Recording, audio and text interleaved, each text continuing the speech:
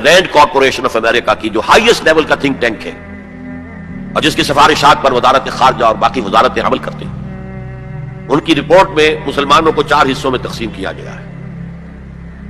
Number 1 وہ لوگ جو اسلام کو ایک نظام زندگی سمجھتے ہیں، پولیٹیکل سوشو اکنامک سسٹم بھی سمجھتے ہیں، ایک مذہب کے علاوہ۔ مذہب بھی ہے، عقائد بھی ہے، عبادات بھی ہے، رسومات بھی ہے، لیکن اس کے ساتھ ہی پولیٹیکل سوشو اکنامک سسٹم جو سمجھتے ہیں they are our enemy number 1. We have to crush them in whatever way it is possible. اس لیے کہ ہم اپنے مد مقابل کسی نظام کو کھڑا ہوا نہیں دیکھ سکتے۔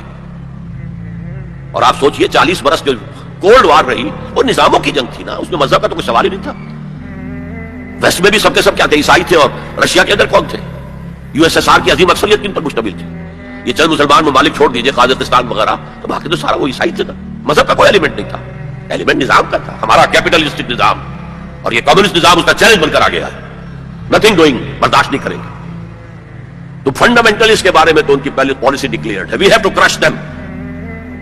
نمبر 2 ہے ٹریڈیشنل لوگ، روایتی علماء، یہ اپنے مسجدوں میں، اپنے مدرسوں کے اندر قال اللہ قال الرسول پڑھنے میں ہیں، تو یہ فی نفس ہی تو خطرناک نہیں ہے، لیکن اگر یہ فنڈامنٹلسٹ کے ساتھ مل جائے تو بہت خطرناک ہے، اس لیے کہ ان کے پاس جو ہے لوگوں کے ساتھ رابطے کا مستقل ذریعہ موجود ہے۔ ہر جمعے کو جلسہ عام ہو رہا ہے، چھوٹا سا جلسہ کرنے کے لیے بھی آپ کو کتنے پاپڑ بیلنے پڑتے ہیں، اس کا اشتہار شائع کیجئے، اس کی ڈلوری کیجئے، اس کا اعلان کیجئے، وہ کتنے آئیں گے؟ 200-400 آ گئے تو بڑی بات ہے۔ یہاں وہ کچے دھاگے سے بندھے آ رہے ہیں، نہا دھو کر کپڑے بدل کر عطر لگا کر چلے آ رہے ہیں۔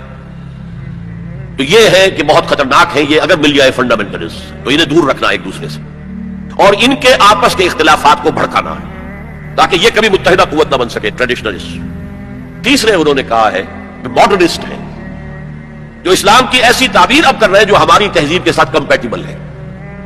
یہ جو ری انٹرپریٹیشن آف اسلام ہو رہی ہے to make it compatible with western civilisation, وہ کہتے ہیں کہ یہ ہے اصل آدمی اور ان کی مدد کرنی چاہیے، انہیں سپورٹ کرنا چاہیے، ان کو امداد دینی چاہیے، اور ان کو میڈیا پر ان کی اپیئرنس کا اہتمام کرنا چاہیے، اس لیے کہ ان کے پاس کوئی اور ذریعہ تو ہے نہیں۔ مسجد میں کون گھسنے دے گا انہیں؟ وہاں کون ان کے پیچھے نماز پڑھے گا اور کون ان کا خطبہ سنے گا؟ جوتے لگ جائیں گے۔ لہذا ان کو جو ہے میڈیا پر لاؤ، اور اس پر عمل ہو رہا ہے۔ اور آخر اس نے کہا جو خالص سیکولر مسلمان ہے وہ تو ہمارے ہی ہے، اس میں تو کوئی اشکال ہی نہیں ہے، جو یہ سمجھتے ہیں کہ اسلام نام ہے نماز روزہ حج زکوٰۃ کا، عقائد کا، کچھ رسومات کا، عقیقہ ہے، شادی میں ایجاب و قبول ہے، مردہ کو دفنانا ہے، کفنانا ہے، بس تو کرتے رہیں گے، ہمارا تو کوئی ان سے جھگڑا نہیں ہے۔ باقی وہ اس کو کوئی سیاسی نظام، اس کو کوئی معاشی نظام، کوئی معاشرتی نظام سمجھتے ہی نہیں، سیکولر ہے۔ لہذا ان دونوں طبقات کو سپورٹ کرو، اور یہ جو 2 طبقات پہلے ہیں ان کے خلاف جدوجہد کرو۔ یہ ہے پالیسی ایڈوائز جو دی گئی ہے امریکہ کی حکومت۔